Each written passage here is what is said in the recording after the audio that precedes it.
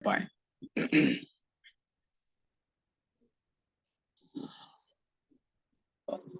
परमपिता परमेश्वर की महिमा मैं फिर से करता हूं तथा आप सबों को मसीही सलाम भी। और परमेश्वर के वचन में हमें चरने के लिए परमेश्वर हमें हरी हरी चराइयों में लेकर चलता है। तो परमेश्वर हमारे चरवाहा है, यीशु हमारे अच्छा चरवाहा है।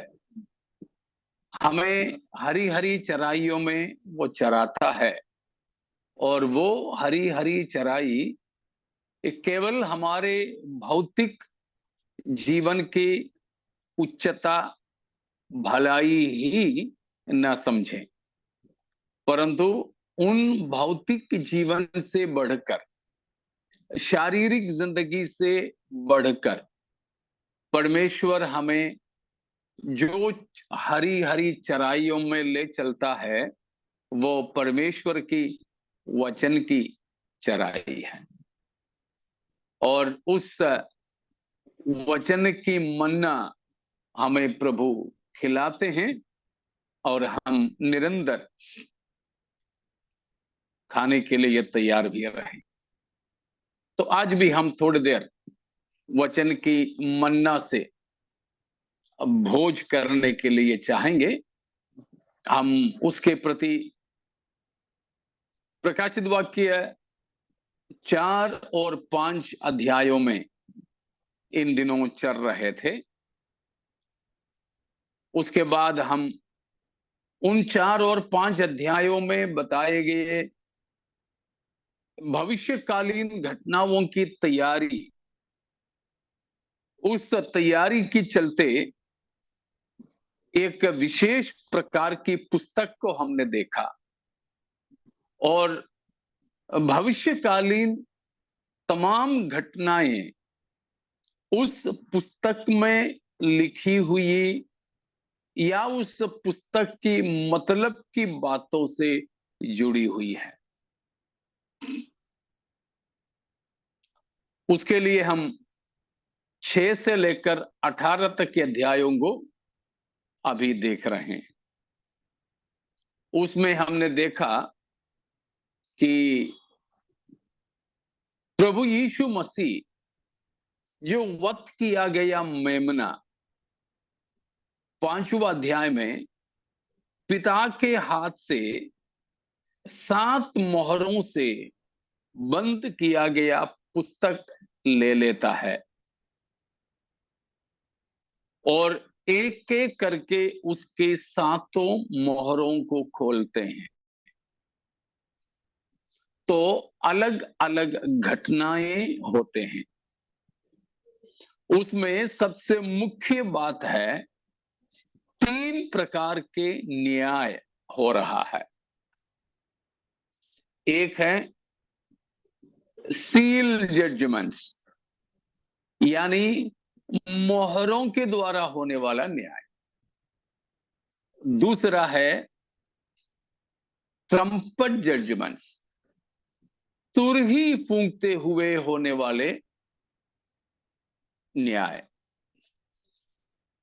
और आखिरी में कटोरे उंडेले जाने के द्वारा होने वाला न्याय, इसलिए उसको कटोरे का न्याय भी कहते हैं, बाउल जजमेंट। तो इस प्रकार 3 न्याय के विवरण हमें 6 से लेकर 18 तक के अध्यायों में मिलेगा। लेकिन इन सब प्रकार की जो न्याय हो रहा हो, ये सब कुछ इस 7 मोहर वाले किताब के अनुसार है। उसमें हमने देखा कि ये जो घटनाएं होंगे उस समय पृथ्वी का शासन किसके हाथ में होगा? आपको याद होंगे ना?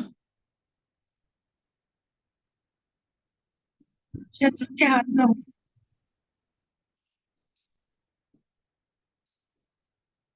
जी उतना साफ नहीं हुआ मेरे ख्याल से, रजनी सिस्टर ने जो बोली। उस पशु के हाथ में होगा जो हाँ, बिल्कुल बिल्कुल, उस पशु के हाथ में होगा। हम, वो शासन कितने साल के लिए होगा? 7 साल के लिए। 7 साल के लिए होगा, 7 साल के लिए।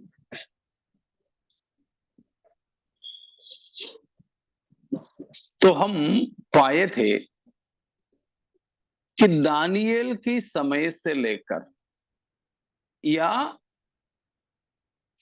दानिయేल के समय में जो बादशाह था नबूकदनेस्सर, जो बाबुल का राजा था, उस बाबुल का राजा या बाबुल का सम्राट नबूकदनेस्सर से लेकर, या बाबुल से लेकर 4 शासन पृथ्वी पर शासन करेगी। इन 4 शासनों के अंत में एक और शासक होगा, लेकिन 7 साल के लिए ही वो राज करेगा। उसके राज्य के अंत में हमारे प्रभु यीशु मसीह स्वर्ग से उतर आएंगे और इसी पृथ्वी पर परमेश्वर का राज्य संस्थापित करेंगे। तो उन बातों को हम पिछले हफ्ता सीख रहे थे कि वो भविष्यकालीन उस घटना के समय में कितने पशुओं के बारे में हमने देखा, याद होंगे शायद ना, कितने पशु? 4। नहीं, भविष्य में जो होने वाला अंतिम मानवीय शासन के समय में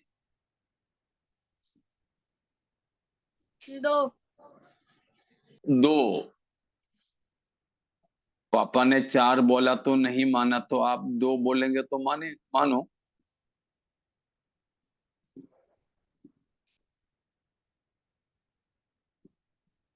मानो कि नहीं?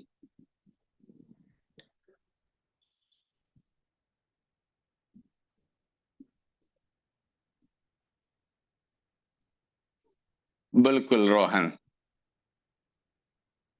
अंतिम मानवीय शासक के शासन काल में 2 पशुओं के बारे में विशेष उठा करके हम प्रकाशित वाक्य 13वां अध्याय में पढ़े थे। पहला जो पशु किसको दर्शाता है? मसीह विरोधी, मसीह विरोधी को। और दूसरा पशु झूठा नबी, खोटा संदेश, झूठा नबी या झूठा भविष्यद्वक्ता। और आखिरी में हम ये बोलकर समाप्त किए थे, शैतानिक तृत्व, याद होंगे ना?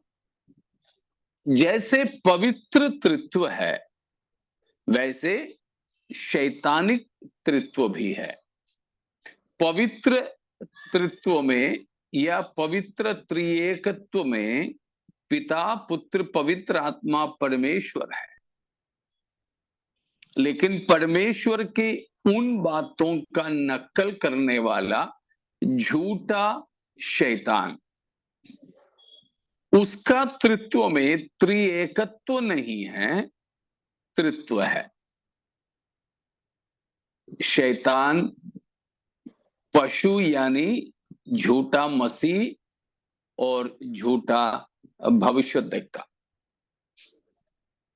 पिता, पुत्र, पवित्र आत्मा परमेश्वर के पवित्र तृत्व में तीनों हर एक बातों में समान है, कम ज्यादा छोटा बड़ा नहीं है। पिता पुत्र पवित्र आत्मा हर एक बातों में बराबर है, हर एक चीजों में वह तुल्य है। समझ में आ रहा ना? लेकिन शैतानिक तृत्व में वो एकता भी नहीं, समानता भी नहीं, क्योंकि शैतान आत्मरूपी है, लेकिन झूठा भविष्यद्वक्ता और झूठा मसीह दोनों ही हमारे जैसे शरीर वाला है। शैतान अशरीरी है, आत्मरूपी होने की वजह से एक दिखने वाला शरीर उसको नहीं है, एक मटेरियल बॉडी उसको नहीं है। लेकिन बाकी दोनों, झूठा मसीह भी झूठा भविष्यद्वक्ता भी, दोनों दिखने वाला भौतिक शरीरवासी है। तो इस तरह काफी फर्क दोनों तृत्वों में है, फिर भी वो कोशिश करता है परमेश्वर की तृत्व का नकल करें, लेकिन वो सफल कहीं नहीं होगा, कहीं नहीं होगा।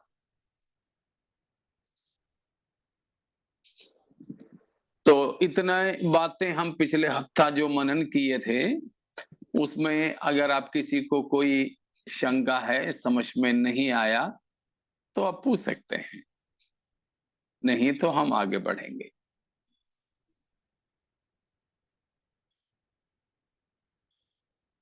पास्टर का आपने 3 प्रकार का न्याय के बारे में बताया ना, तो आवाज नहीं आया मेरे तक। कैसे करो? 3 प्रकार के न्याय के बारे में कब? अभी की बात है?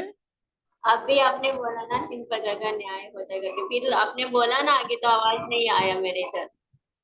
एक 3 प्रकार की न्याय की मैंने नहीं बोला, बोला था 3 प्रकार के न्याय नहीं बोला। अभी जो बोला है, पिता पुत्र पवित्र आत्मा जैसे पवित्र शास्त्र में है या पवित्र तृत्व, उसी प्रकार शैतानिक तृत्व है। वही 3 प्रकार की बात बता रहा था कि उसमें अलग अलग फर्क है करके बताया। पिता पुत्र पवित्र आत्मा हर एक बातों में इक्वल है, समान है, सनातनत्व में समान है, ईश्वरत्व में समान है, अधिकार में समान है, स्वभाव में समान है। इस तरह पिता पुत्र पवित्र आत्मा यानी ईश्वरीय तृत्व हर एक बातों में समान है।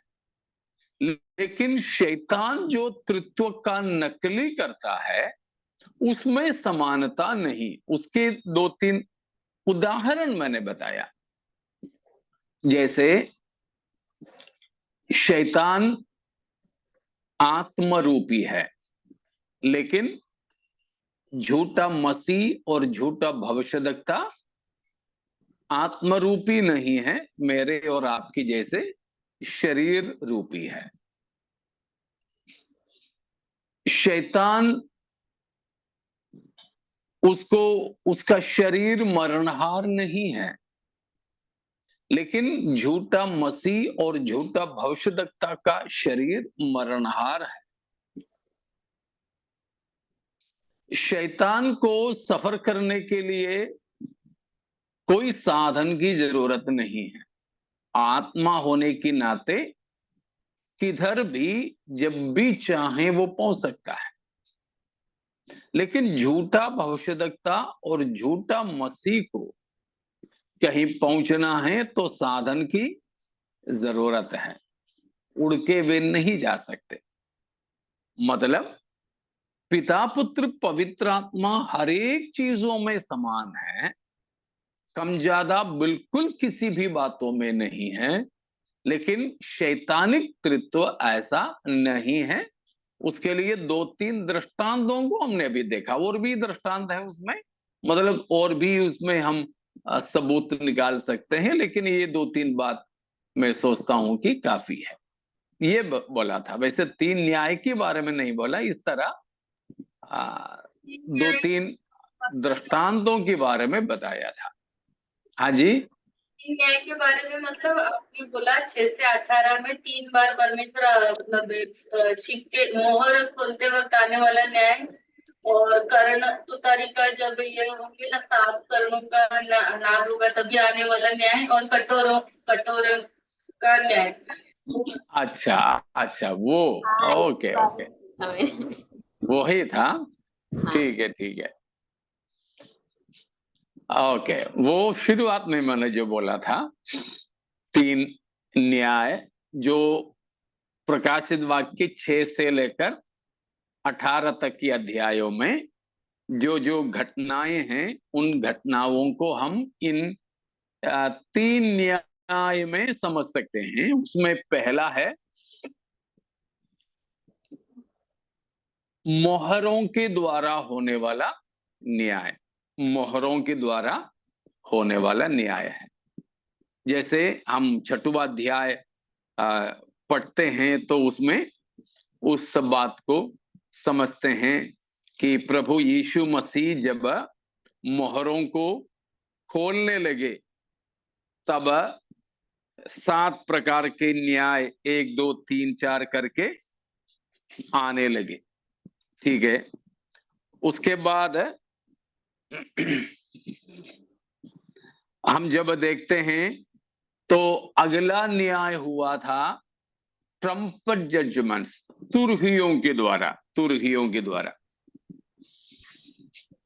जो 8 का पहला पद में है कि 7 स्वर्गदूत वहां पर 7 तुरहियों को लेकर है, तो प्रत्येक तुरही के द्वारा न्याय हो रहा था।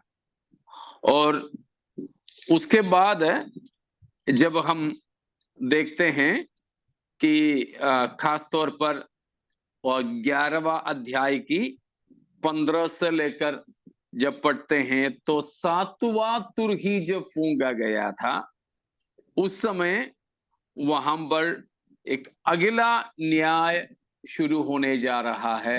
वो है बाउल जजमेंट्स या कटोरों के द्वारा होने वाला, जो परमेश्वर की क्रोध लोगों के ऊपर उंडेले जाता है।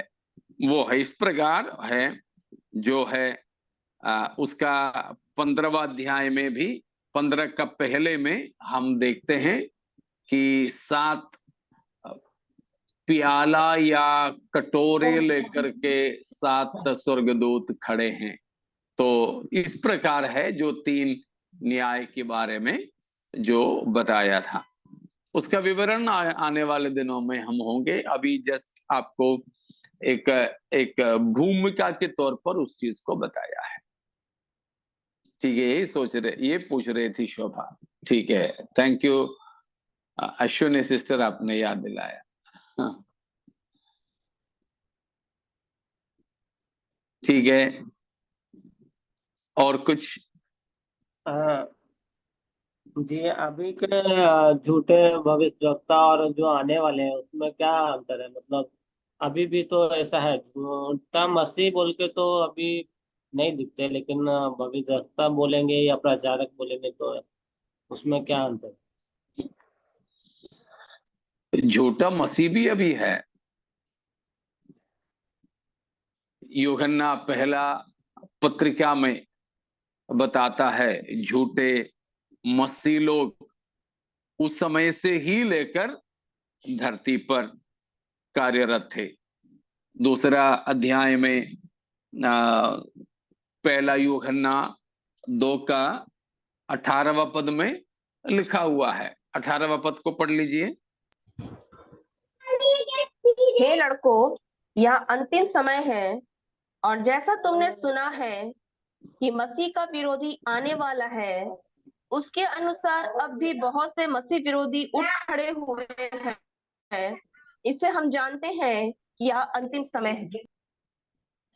हाँ, तो मसीह के विरोधी लोग पहली सदी से ही है, वैसे ही झूठे भविष्यद्वक्ता लोग भी अभी भी हैं। उनसे इन दोनों को अंदर है।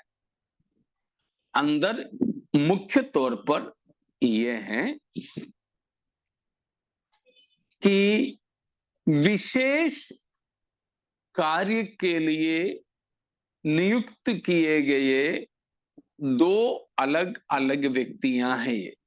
ये झूठा मसीह यूहन्ना ने अपनी पत्रिका में बताए झूठे या फिर मसीह विरोधियों की जैसा नहीं है, परंतु यह ऐसा एक मसीह की विरोधी है जो बिल्कुल यीशु मसीह का नकल करेगा, मसीह का आमने सामने विरोध करेगा, शैतान जिसके अंदर घुसपैठ करेगा, और वो ऐसा एक व्यक्ति होगा जो पूरे संसार का शासन करेगा, समस्त संसार की अर्थव्यवस्था, धर्म व्यवस्था, राजनीति, सब कुछ को, संस्कृति,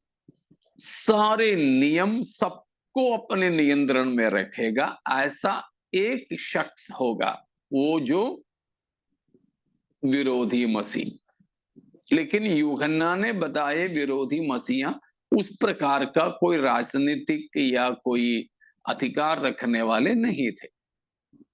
उसी तरह झूठे भविष्यद्वक्ता अभी जरूर है, अभी नहीं पहले से हैं। वे केवल इतना ही करते थे कि परमेश्वर की आत्मा उनको ना कुछ बोले तब भी वे अपनी तरफ से अपने लाभ के लिए, अपनी कमाई के लिए कुछ भी करते थे, और उनका जीवन भी परमेश्वर के वचन के अनुसार नहीं थे। इतना ही थे उनके। लेकिन यहां जो झूठा भविष्यद्वक्ता होगा वो अभी के सारे झूठे भविष्यद्वक्ताओं से भिन्न होगा कि वो विरोधी मसीह के जमाने में ही वो आएगा और लोगों के लिए व्यक्तिगत कोई भविष्यवाणी करने वाला नहीं है, परंतु जिस प्रकार परमेश्वर की आत्मा, पवित्र आत्मा यीशु मसीह के लिए कार्य करती है, वैसे ही ये व्यक्ति विरोधी मसीह के लिए कार्य करेगा। और वो विरोधी मसीह का एक प्राइवेट सेक्रेटरी के तौर पर, पीए के तौर पर कार्य करने वाला होगा। जैसे पवित्र आत्मा यीशु मसीह के लिए है, वैसे ही झूठा भविष्यद्वक्ता मसीह विरोधी के लिए है। तो अभी जो झूठे भविष्यद्वक्ता, उन लोगों से इसका ऐसा कोई संबंध नहीं है, बहुत फर्क है। और ये इतना तक अधिकार रखेगा कि झूठा मसीह का या मसीह की विरोधी का मूर्त बनवाकर उसको बोलने की शक्ति तक देगा। यह सब 13वां अध्याय प्रकाशित वाक्य में लिखा हुआ है। यह है इन दोनों का फर्क बाकी जो झूठे मसीह या झूठे भविष्यद्वक्ता कहलाने वालों से।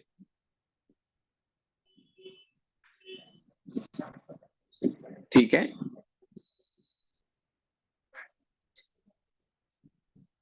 और कुछ?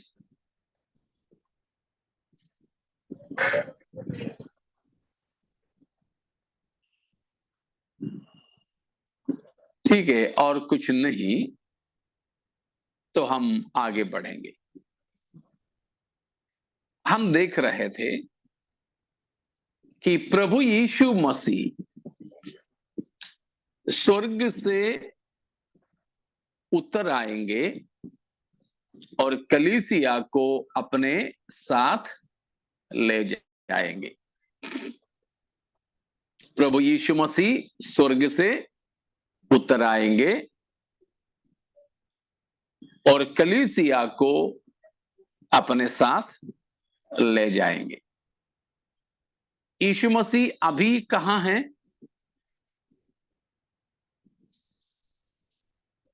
परमेश्वर के दाहिनी ओर स्वर्ग में। स्वर्ग में परमेश्वर की दाहिनी ओर है। क्या कर रहे हैं?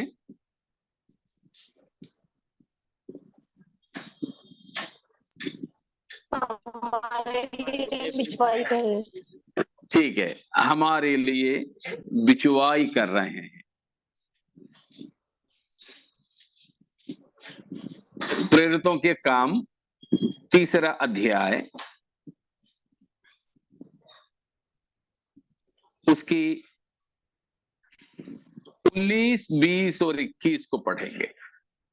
इसलिए मन फिराओ और लौट आओ कि तुम्हारे पाप मिटाए जाएं, जिससे प्रभु के सम्मुख से विश्रांति के दिन आए, और वह यीशु को भेजे जो तुम्हारे लिए पहले ही से मसीह ठहराया गया है।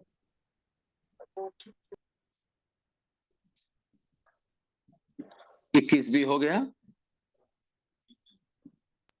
नहीं, अवश्य है कि वह स्वर्ग में उस समय तक रहे जब तक कि वह सब बातों का सुधार न कर ले, जिसकी चर्चा प्राचीन काल से परमेश्वर ने अपने पवित्र भविष्यद्वक्ताओं के मुख से की है।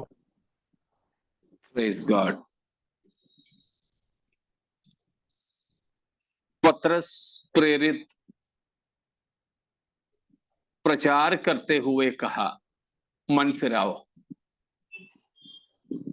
अपने अपने पापों से परमेश्वर की ओर फिरो, ताकि परमेश्वर की सम्मुख से क्या आए? विश्राम का दिन आए और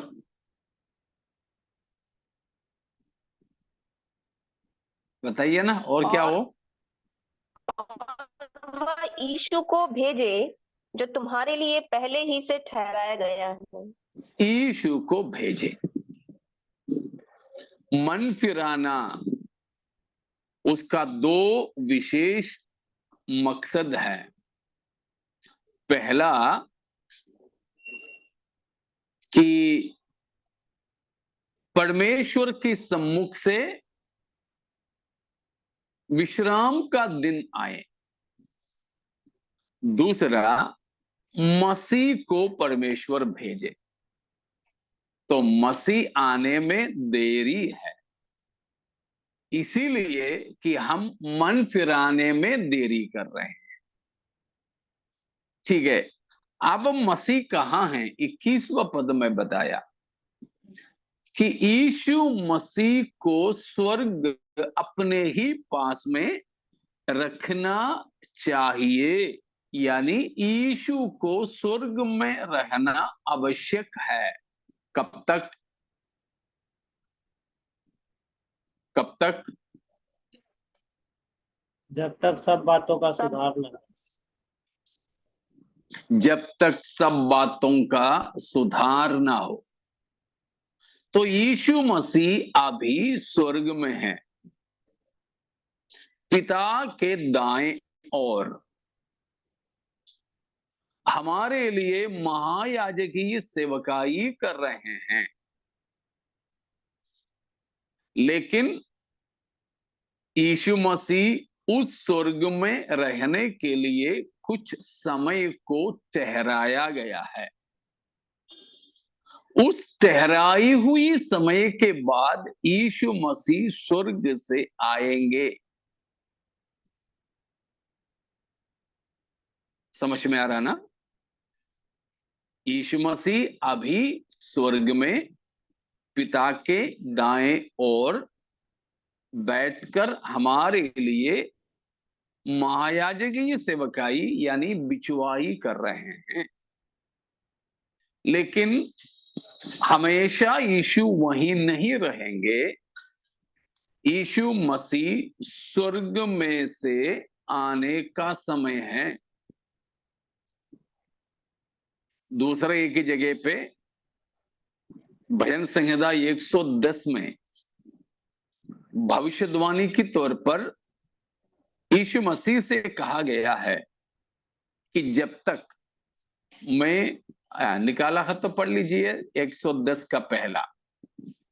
मैंने प्रभु से यहोवा की यह वाणी है, मेरे प्रभु से यहोवा की यह वाणी है, तू मेरे दाहिने हाथ बैठ जब तक कि मैं तेरे शत्रुओं को तेरे चरणों की चौकी न कर दूं।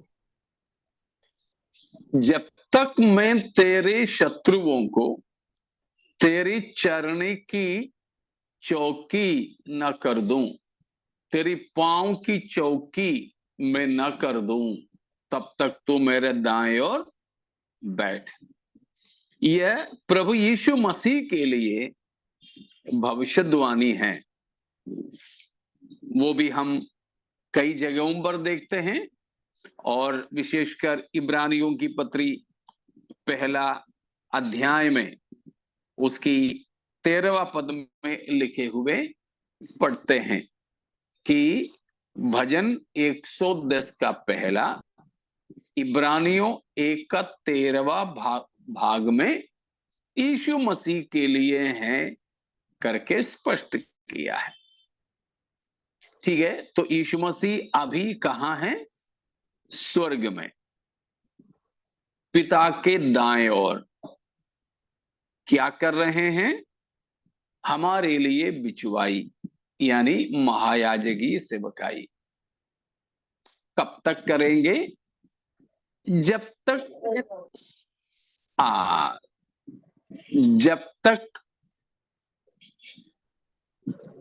सब मन न फिरा ले। मन फिराए और ठहराई हुई बातें पूरी न हो और शत्रु मसीह के पांव की चौकी न कर दिया जाए।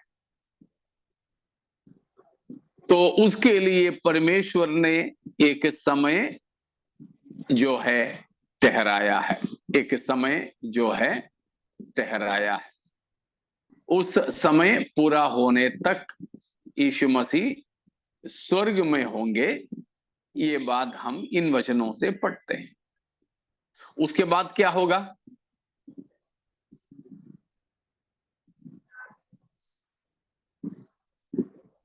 उसके बाद क्या होंगे? न्याय होगा। न्याय नहीं, न्याय से पहले और कुछ होना है। कलीसिया उठा ली इससे जाएगी। उठा ली जाएगी। हाँ, कलीसिया को उठा ले जाना है तो उससे भी पहले एक चीज होना चाहिए।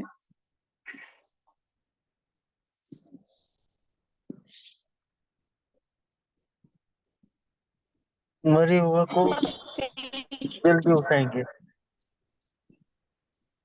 मरे हुए भी जी उठना है तो उससे पहले एक बात होना चाहिए। सब लोग मन फिरा लेंगे और हर एक चुका जीव मन अंगीकार कर लेगी। नहीं, रैप्चर होंगे। मन हाँ, सब लोग मन नहीं फिराएंगे, सब लोग अंगीकार भी नहीं करेगी, वो सब बाद में होगा। कम से कम 1000 साल के बाद ही होगा वो सब। लेकिन सबसे पहले जो होना है वो है पहला थिस्सलुनीकियों 4 का 16। पहला थिस्सलुनीकियों 4 का 16। क्योंकि प्रभु आप ही स्वर्ग से उतरेगा उस समय। हाँ, बस प्रभु आप ही स्वर्ग से उतरेगा। अभी हमने देखा कि मसीह स्वर्ग में है, स्वर्ग ने यीशु को ग्रहण कर लिया है। लेकिन अब परमेश्वर की ठहराई हुई योजना के अनुसार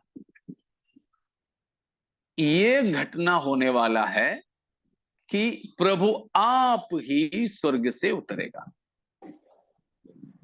जब यीशु मसीह स्वर्ग से उतरे तो क्या क्या होगा? खास तौर पर दो बात होगी। एक है, आगे पढ़िए शोभा। आप ही स्वर्ग से उतरेगा, उस समय ललकार और प्रधान दूत का शब्द सुनाई देगा, और परमेश्वर की तुरही फूकी जाएगी, और जो मसीह में मरे हैं वे पहले जी उठेंगे। पहले क्या होगा? मसीह में जो मरे हैं वे जी उठेंगे। उसके बाद तब हम जो जीवित और बचे रहेंगे उनके साथ बादलों पर उठा लिए जाएंगे कि हवा में प्रभु से मिले, और इस रीति से हम सदा प्रभु के साथ रहेंगे। हाँ, तो प्रभु आप स्वर्ग से उतरेगा, तब धरती पर दो बात होगी। पहला है, मसीह में जो मरे वे जी उठेंगे। दूसरी बात है, जो जीवित और बचे रहने वाले पवित्र लोग हैं रूपांतरित होंगे, बदल जाएंगे, और मरे हुए, मसीह में मरे हुए जी उठकर मसीह में जीवित लोग बदल जाकर दोनों एक साथ मिलकर बादलों पर उठा लिए जाएंगे। किस लिए? कि हवा में प्रभु से मिले। कि हम हवा में प्रभु से मिले। ठीक है, तो प्रभु आप स्वर्ग से उतरेंगे, लेकिन कहाँ नहीं आएंगे यीशु मसीह उस समय? धरती पर। धरती पे नहीं आएंगे। धरती पर नहीं आएंगे, केवल बादलों पर ही आएंगे। यीशु मसीह बादलों पर आकर पृथ्वी से कलीसिया को अपने पास बुला लेंगे। अभी हमने देखा ना 4 का पहला और दूसरा में प्रकाशित वाक्य में यूहन्ना को प्रभु ने बोला, इधर ऊपर चले आओ, ऊपर चले आओ। ठीक उसी प्रकार पूरे कलीसिया से, सारे पवित्र लोगों से ये कहे जाएंगे, ऊपर इधर चले आओ, इधर चले आओ।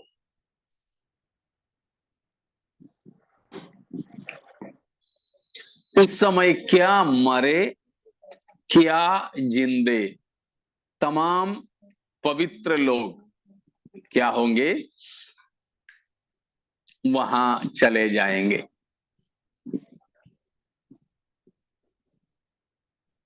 इतना समझ में आ रहा ना? तो चाहे मरे हो प्रभु में वे जिलाए जाएंगे, चाहे जिंदे हैं वे बदल जाएंगे।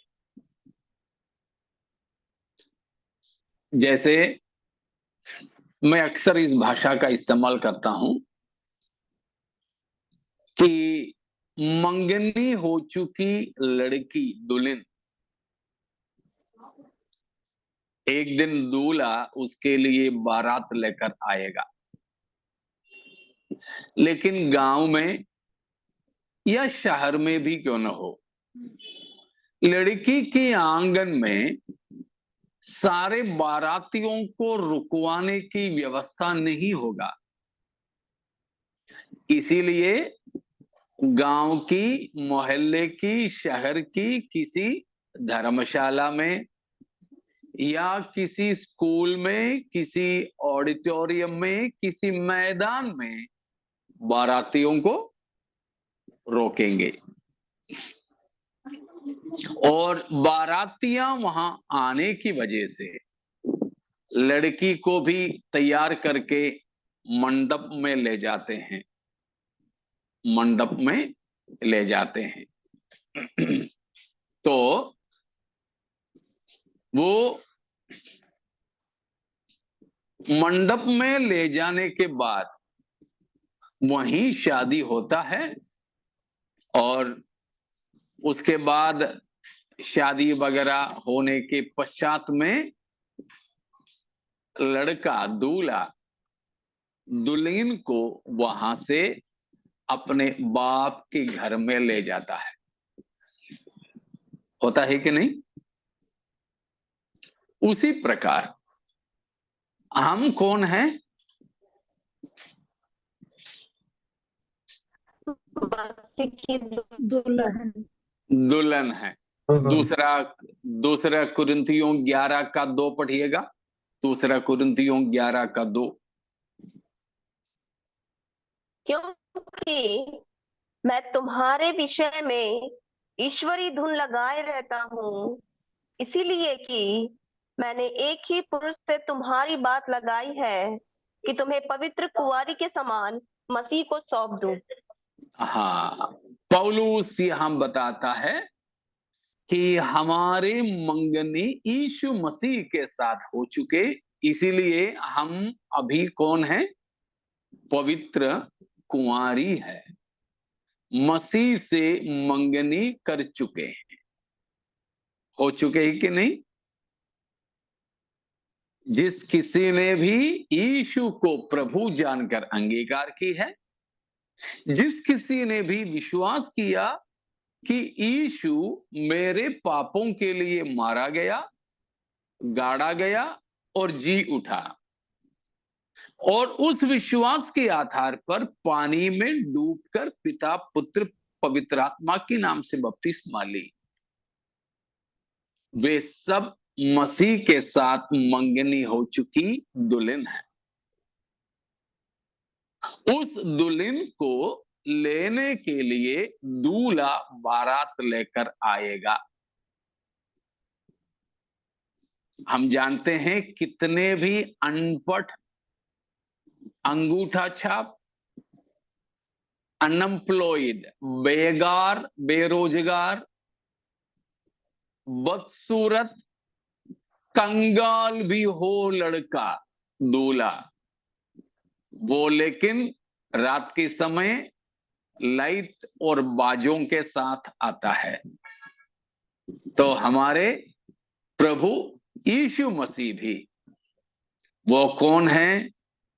विश्व विधाता, राजाधि राज परमेश्वर का राजपुत्र है।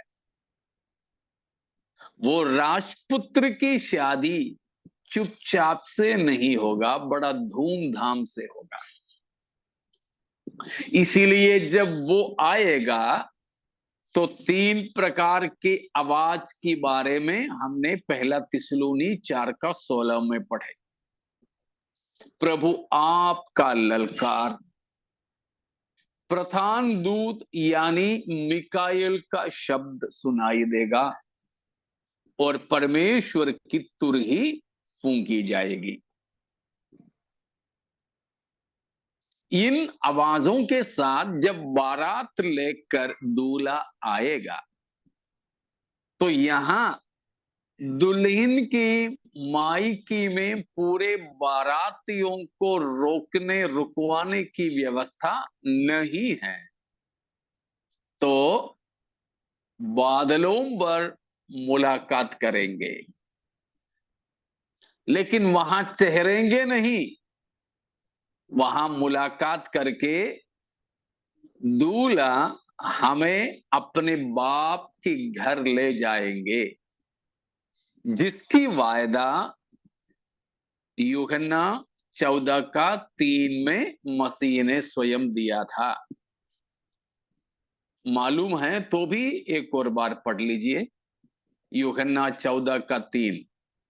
यदि मैं आकर तुम्हारे लिए जगह तैयार करूं, तो फिर आकर तुम्हें अपने यहाँ ले जाऊंगा, कि जहां मैं रहूं वहां तुम भी रहो। या उससे पहले मसीह ने कहा, मेरे पिता के घर में बहुत से निवास स्थान हैं, यदि नहीं होता मैं तुम्हें बता दिया होता। तो पिता के घर में बहुत निवास स्थान है, फिर से उसको बनाने तैयार करने के लिए मसीह गया हुआ है।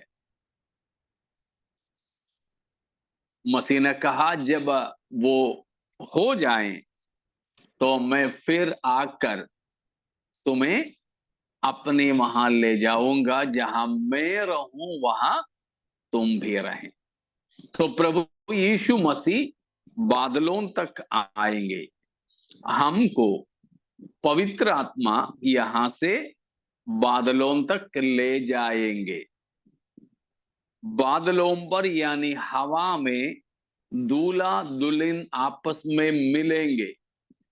दूल्हा मसीह अपने लहू को दहेज में देकर खरीदा हुआ दुल्हन को लेकर पिता के घर जाएंगे।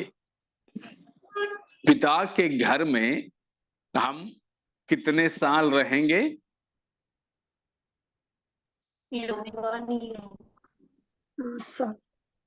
7 साल रहेंगे। 7 साल रहेंगे। वही 7 साल धरती पर किसका राज चल रहा होगा? पशु का। पशु का या मसीह विरोधी का। तो मसीह विरोधी का शासन, धरती पर चलने वाला वो 7 साल हम मसीह के साथ पिता के घर में होंगे। वहां हमारे शादी का रिज्म चलेगा और हमें बहुत तोहफे मिलेंगे, माने हमारा न्याय होगा, पवित्र लोगों के न्याय किए जाएंगे और हमने जो जो प्रभु के लिए किए हैं, प्रभु के लिए दिए हैं, प्रभु के लिए सहे हैं, ठीक है ना, उसके अनुसार हमको क्या मिलेगा? प्रतिफल। 3 बात किस किस के आधार पर? प्रभु के लिए हमने जो किए, दिए और सहे। समझ में आ रहा है ना? हमने अगर प्रभु के लिए कुछ काम किए हैं आज, अवश्य परमेश्वर उसके लिए प्रतिफल देंगे। हमने प्रभु के कार्यों के लिए, प्रभु के नाम से किसी को कुछ दिए हैं, पैसा हो, समय हो, अपने ताकत हो, कुछ भी, उसके लिए भी प्रभु हमें प्रतिफल देंगे। और तीसरा, कुछ लोगों ने प्रभु के लिए सहे हैं दुखों को, कष्टों को। इन तीनों के लिए प्रभु हमें उस 7 साल में प्रतिफल देंगे। प्रतिफल सब पाने के बाद 7 साल के बाद तो हम बिल्कुल हमारे प्रभु यीशु मसीह के समान महिमामय हो जाएंगे। उस महिमा के साथ प्रभु हमें लेकर इसी धरती पर आएंगे। कुलुसियों 3:4। कुलुसियों 3:4।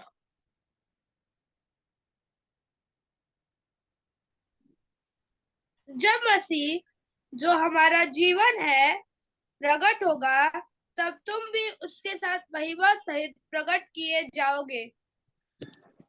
हमारे जीवन यीशु मसीह महिमा में प्रकट होंगे, तब हम भी यीशु के साथ महिमा प्राप्त करते हुए प्रकट होंगे। मुझे याद है, मेरा भैया के शादी जब हुआ था, मैं छोटा लड़का था, 4th या 5वीं में कुछ पढ़ रहा था। और कद भी बिल्कुल छोटा था। भैया का शादी वगैरह हो गया, उसके बाद भाभी घर लाई गई। उसके बाद हमारे घर जो है रोड के बिल्कुल किनारे पे है, तो मेरे भैया के कुछ दोस्त लोग वहां से जा रहे थे, तो रास्ते में रुके और बातें करने लगे। तो दोस्तें वहां से गुजरे तो मेरे भैया अंदर से भाभी को बुलाया और भाभी को अपने पास में खड़ा करके अपने दोस्तों से बता रहा था, ये है मेरी पत्नी। कैसे हैं, मेरे साथ मैचिंग है ना, बढ़िया है ना। मैं छोटा लड़का था, मुझे याद है। तो मैं जब ये कुलूसियों 3 का 4 पढ़ता हूं, तब मेरा भैया का सालों पहले का वो काम याद आता है। अपनी धर्म पत्नी को लोगों के सामने प्रस्तुत कर रहा है। तो हमारे यीशु जब महिमा के साथ प्रकट होंगे, तब हम भी मसीह के साथ महिमा में प्रकट होंगे। अर्थात क्या हो रहा होगा, यीशु मसीह अपने दुल्हन को संसार के सामने सजा करके प्रस्तुत कर रहा होगा। देख, जरूर ये लड़की, ये दुल्हन तुम्हारे बीच में थी, तब तो खेत में काम करके, पसीना में, गंदगी में, धूप में सब घूम फिर कर ये बदसूरत बन चुकी थी, सावली हो चुकी थी। लेकिन अब देख, ये मेरे लिए तैयार हो रही थी। इसने अपने आप को मेरे लिए पवित्र कुंवारी होकर के संभाल के रखी। इसलिए देख, मैंने इसको क्या दिया है, क्या दिया है, महिमा दिया है। वो भी कैसी महिमा, अपने ही समान महिमा, मसीह के समान महिमा दिया है। वो गुप्त में नहीं रखा। He is now introducing his wife. मसीह अब अपनी पत्नी की प्रस्तुतिकरण कर रहा है। हाँ प्यारों, अगर हम मसीह के बने रहें, हमारी शारीरिक स्थिति कुछ भी हो, आर्थिक हालात कुछ भी हो, परवाह नहीं। मसीह जब प्रकट होंगे, हम भी मसीह के साथ महिमा में प्रकट होंगे। Praise God. समझ में आ रहा ना? तो अभी कलीसिया की युग है, लेकिन यीशु मसीह आप स्वर्ग से उतराने वाला है, बादलों पर आएंगे, हमको भी बादलों पर बुला लेंगे। हम भी क्षण भर में, चुटकी भर में अपने प्रभु के पास पहुंच जाएंगे। तब लूत की पत्नी के समान, अरे अलमारी में तो साइन किया हुआ चेक रखा हुआ है, अरे उसके पास में तो 5 तोला सोना मैंने गिरवी रखा था, अरे गाड़ी वहां पड़ी है। कुछ भी नहीं, कुछ भी नहीं। इन किसी बातों पर तो हमारी मन ही नहीं जाएगा। क्या हम पहने हुए कपड़े भी उतार कर यही छोड़ जाएंगे? उतार के क्या छोड़ना, खुद ही उतर जाएगी, क्योंकि ये कपड़े लेकर हमें स्वर्ग जाने की जरूरत नहीं है। हमें ऐसा शरीर मिलेगा जिसमें कपड़े की आवश्यकता नहीं है। हमें ऐसी शरीर मिलेगा जिसमें गहनों का जरूरतें नहीं है। इसीलिए हैं अभी ही हम गहनों को उतार देते हैं, श्रृंगार नहीं करते हैं, ठीक है, जरूरत के लिए कपड़े पहनते हैं, ठीक है ना, दिखावा के लिए नहीं, ठीक है। कीचड़ में ले जाने वाली जूते वो कीचड़ में ले जाने वाले समझकर ही पहनते हैं, ठीक है। तो ये कुछ भी हमें लेने नहीं जाना है।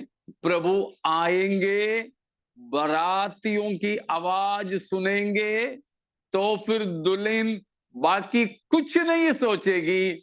दूल्हे में ऐसी सामर्थ है कि दुल्हन चाहे किधर भी हो, उसको वहां से उठाकर अपने सामने अपने लिए खड़ा कर सकता है। हालेलुया। वो है हम फिलिपियों 3 का 20 और 21 में पढ़ते हैं। 20वां पद में लिखा है कि हमारे स्वदेश यानी हमारी नागरिकता स्वर्ग में है, वहां से प्रभु यीशु मसीह उद्धारकर्ता होकर आने वाला है। और 21वां पद में लिखा है, तब प्रभु यीशु मसीह अपने उस सामर्थ से जिसकी द्वारा सब कुछ अपने वश में कर सकता है, हमारे बाकी आप बोलोगे,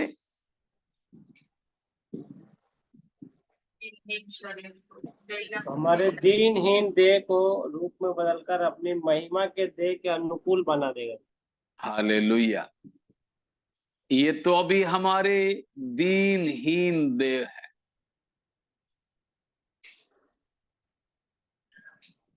पिछले कुछ दिनों से मैं अपने कलीसिया की जो भाई है, उनके इलाज के लिए इधर सरकारी अस्पताल में जाना आना होता रहा। कल भी कई घंटों तक मैं वहीं रहा। आज भी कुछ समय में गया, देखा अलग अलग उम्र के लोग तरह तरह की बीमारी से ग्रसित हैं, अलग अलग बीमारी से। संडे को भी हम लोग कुछ भाई लोग मिलकर वहां गए थे, तो मैंने अपने भाइयों से कहा कि कभी कभी कुछ नहीं तो सरकारी अस्पतालों में जरा दौरा लगाने के लिए जाना अच्छा है। अपने बच्चों को भी सबको एक बार लेकर जाएं तो बस जरा दिखा दे लोगों का क्या हाल है।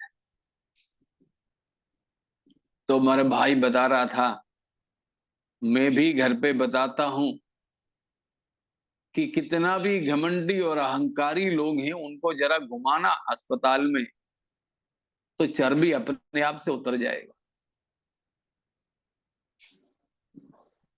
तो अभी हमारे शरीर चाहे किसी भी उम्र के हो, यही हाल है, दीनहीन शरीर। लेकिन जब प्रभु यीशु मसीह महिमा के साथ आएंगे, हमारे इस दीनहीन शरीर का रूप को बदल देंगे और अपने महिमा में शरीर की अनुकूल में बना देंगे।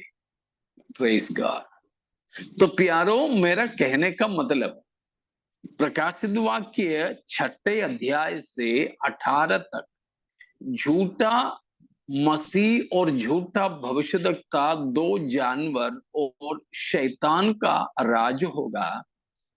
लेकिन हम कलीसिया का इंतजार झूठा मसीह की आगमन के लिए नहीं है, परंतु यीशु मसीह की आमद के लिए है, जिसने अपने छाती का संपूर्ण लहू आखिरी बूंद तक हमारे लिए बहा दिया था। अपने जान बचाने के लिए भी अपने में उसने खून बचा के नहीं रखा था।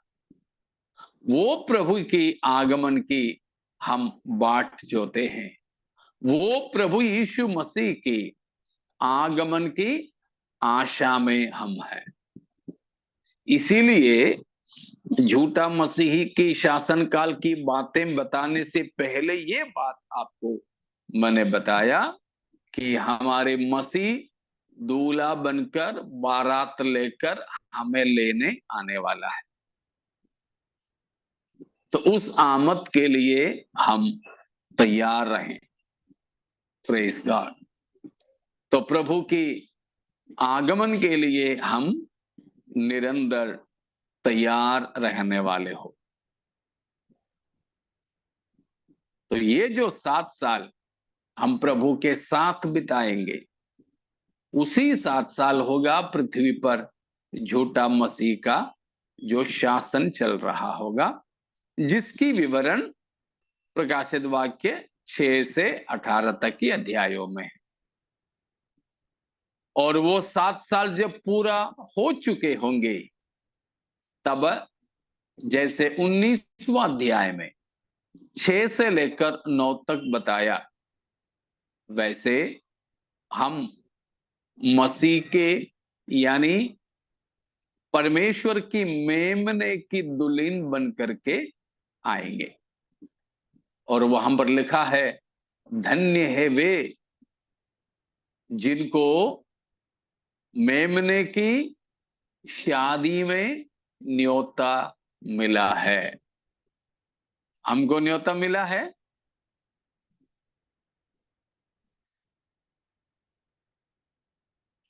Praise God. हमारे वहां पर पहले, अभी तो नहीं है ऐसे शायद, लेकिन पहले ऐसे होता था कि कोई लड़का शादी करने जा रहा तो कार्ड छपवाया तो दुल्हन को भी एक भेजता था। बोलते हैं कि लड़का ने अगर दुल्हन को आमंत्रण पत्र नहीं दिया तो वो शादी में नहीं आती थी। वैसे ही बोलते हैं कि दुल्हन दूल्हा को भी भेजती थी आमंत्रण पत्र, नहीं मिलते तो नहीं आते बोलते, इसलिए दोनों बुलाते थे। लेकिन अभी तो हमें मालूम है, लड़की को दुल्हन को आमंत्रण दे ना दे, सगाई हो चुकी तो शादी के दिन के इंतजार में दुल्हन रहती है, और वो आमंत्रित होकर के नहीं परंतु दुल्हन बन करके आती है। यहां पर हम पढ़ते हैं प्रकाशित वाक्य 19 की 7वां पद में कि धन्य है वे जो मेमने की ब्याह में बुलाए गए हैं, आमंत्रित है। अगर आमंत्रित लोग किस लिए आते हैं? खाना खाने और आइसक्रीम खाने। तो शादी में खाना खाने और आइसक्रीम खाने आने वाले आमंत्रित लोग इतना धन्य हैं, तो इस महान दूल्हे के दुल्हन होने के लिए चुने गए मैं और आप कितना ज्यादा धन्य होंगे। हालेलुया। वो धन्यता प्रभु ने हमें दी है। तो प्यारों, अगले हफ्ता हम जमा होने से पहले अगर दूल्हा बारात लेकर ना आए तो हम इसकी बाकी भाग अगले हफ्ता सीखेंगे। तो प्रभु की आगमन की बाट जोते हुए हम अपने जीवन को व्यतीत करें। परमेश्वर इन वचनों के द्वारा हमें आशीषित करें।